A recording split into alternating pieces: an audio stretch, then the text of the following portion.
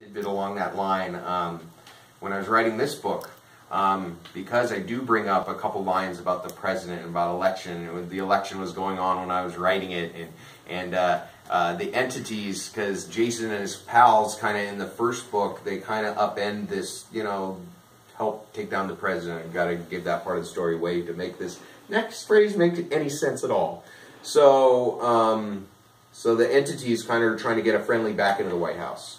And I go into this book a little bit about how they have this guy who's campaigning, who will do and say anything. And, you know, in my mind, I'm like writing about kind of, you know, it's Trump. It's supposed to represent somebody like him. And it's funny, as the election kept going along and knowing just what happened with the other books, I didn't want to write the end of that election part into this story because somewhere in the back of my mind was like, oh, well, that means he's going to win. And see how well that worked out. But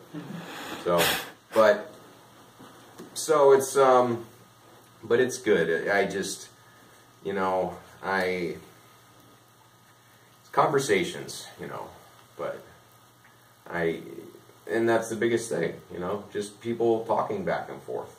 It's what we need, you know. I mean, especially just about, you know, just about this stuff, you know.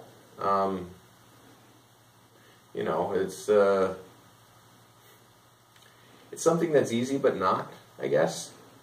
You know, something that it should be obvious the answer to, is if people could just look at each other as human, probably end most of it. But how hard is just that simple little concept? You know, I mean, so I guess, you know, listening, not generalizing. When it's hard, when you can be going up against another side who all they're doing is generalizing against you, and it can be hard to not want to do that back. But, you know, and sometimes we let it slip. I mean, we're only human. But sometimes we really have to try to, you know, not go there. We have to, like, listen to people. You know, there's, you know, everybody talked about where did the white working class vote go? Like, oh, well, white people haven't been talked about enough in elections, so, you know, we gotta wonder where all their votes went. Well, you know, back when people were fighting for unions, and they were getting beaten and killed just so they could have the 8-hour workday and weekends off and all this stuff back in the 20s and 30s and, you know, for a long time. All these people were really fighting for this stuff, and then as it slowly kind of melted away, you know, people fighting back against the New Deal, I guess, after the war, they started drifting over.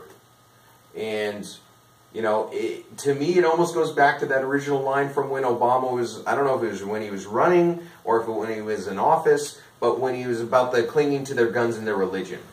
And what upset me was they never played the whole part of that line, because it missed the whole context of the whole line. Because he said, these people have been lied to and put down for so long, they don't know what to believe, they don't know who to believe, they're not going to believe anybody for anything. So all they have left is their emotions, which causes them to cling to their guns and their religion. Which made so much more sense to me. Not saying that it's right, because when you strip all that stuff away, it's all primal. Yes? There's actually a book that came out about 10 years ago called Fear Hunting with Jesus.